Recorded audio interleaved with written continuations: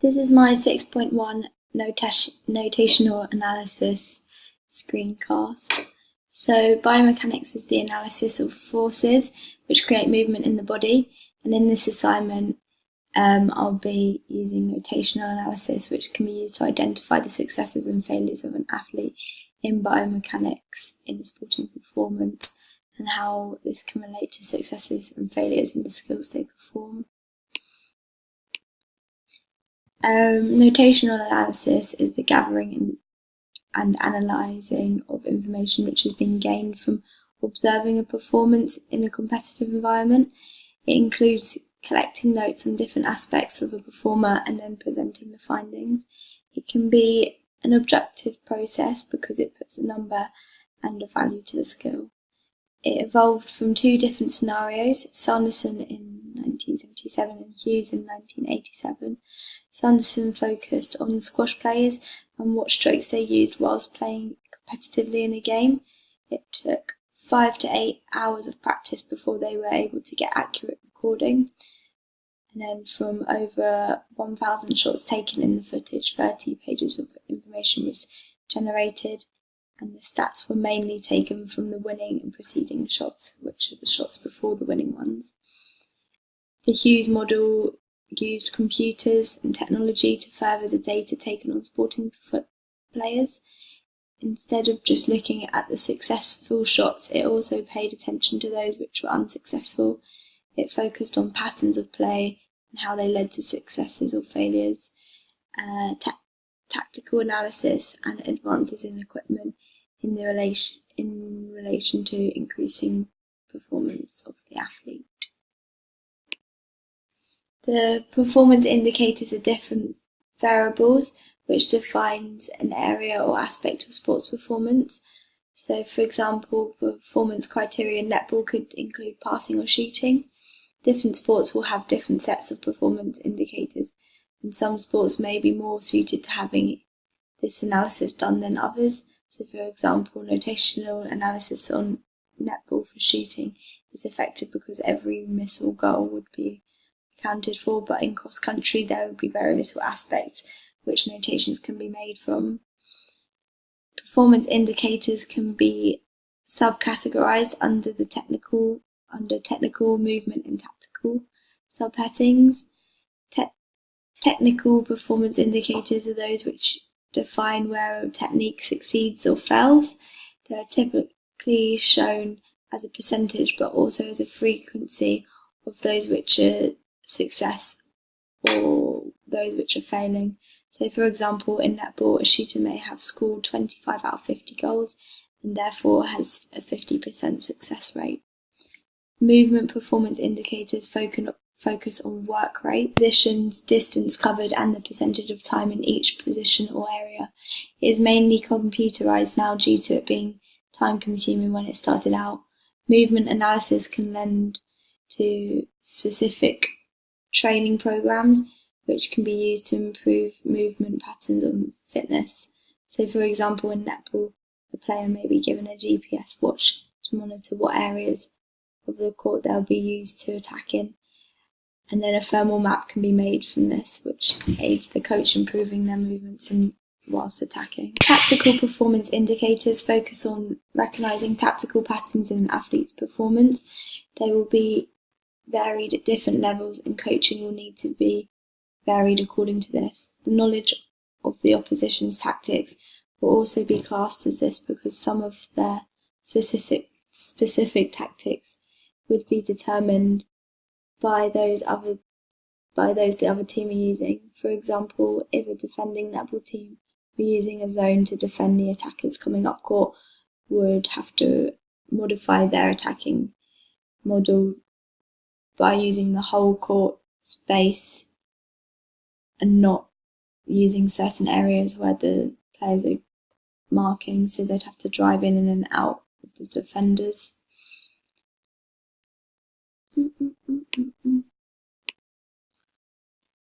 Performance criteria can be applied to any sport, and this includes basketball.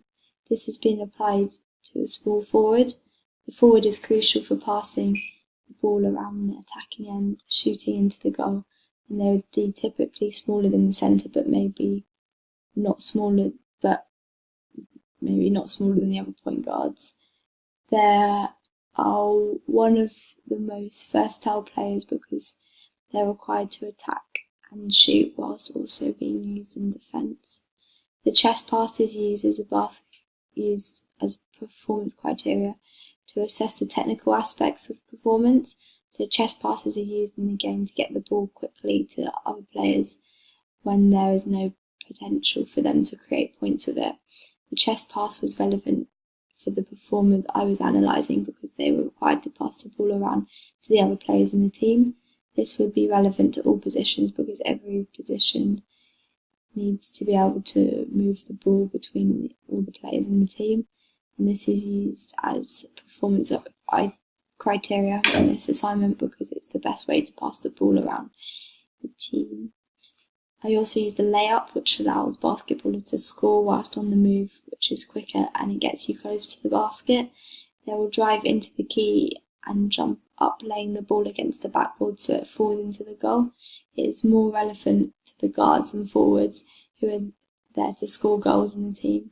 This is going to be used as performance criteria because it's consistently effective shot, as you are much closer to the goal and are required to use the backboard, so it's easier to get it to go in.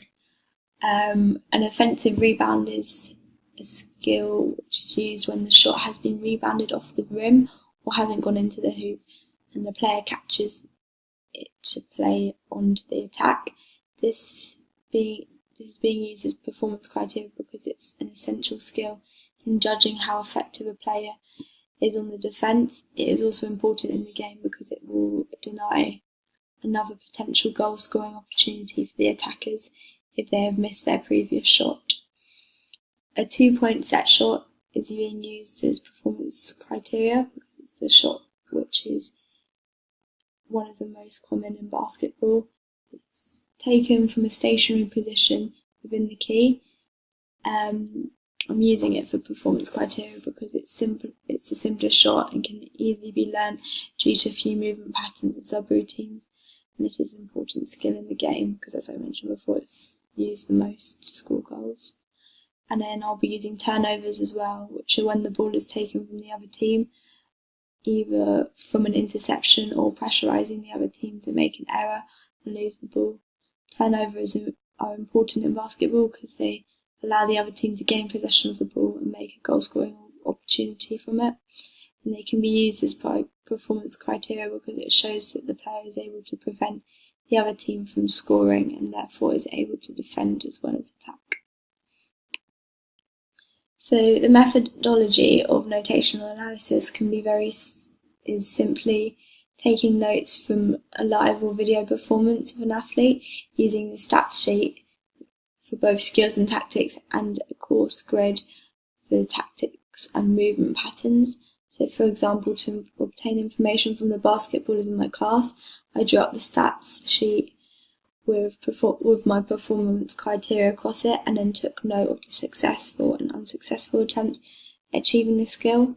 It is also important for the researcher to know their performance criteria and what they are looking for, which allows them to be able to design their stat sheet so it's easy to be filled in. The materials and equipment needed for obtaining the information from the performance can either be basic or more enhanced.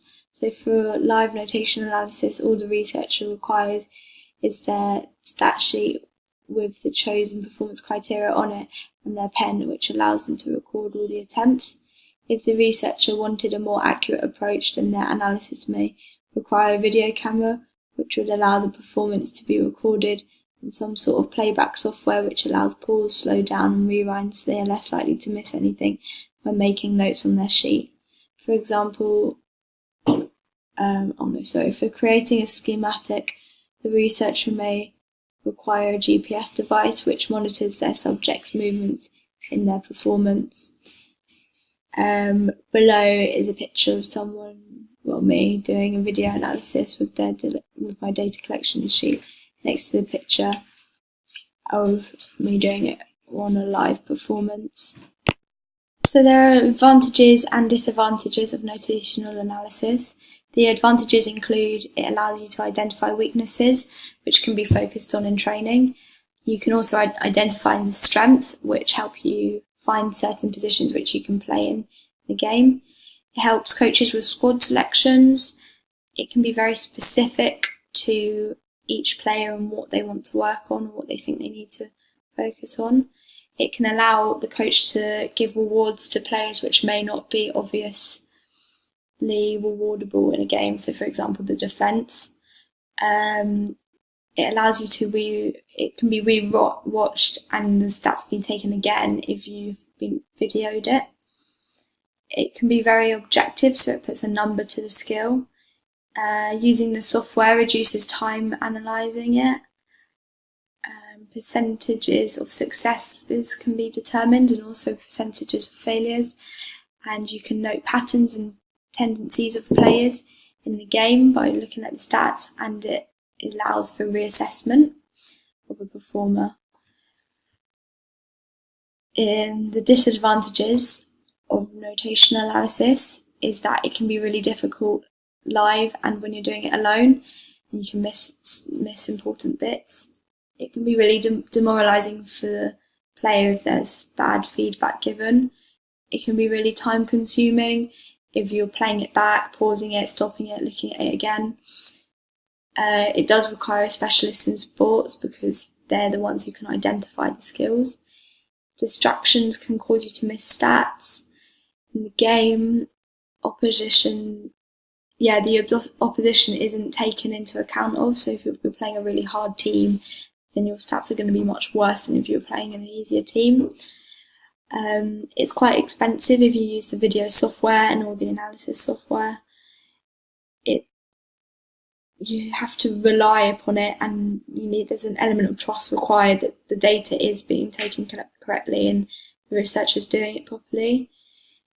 Any percentages calculated can be misleading, because if you've only had one shot and you got it in, then it's 100% when actually you've only had one shot, and you can't use data alone to work it all out. So I did some performance analysis on 2 players. I used my performance criteria of layups, 2-point shots, passes, turnovers, and offensive rebounds. And these were all identified why they were selected in the 4th slide.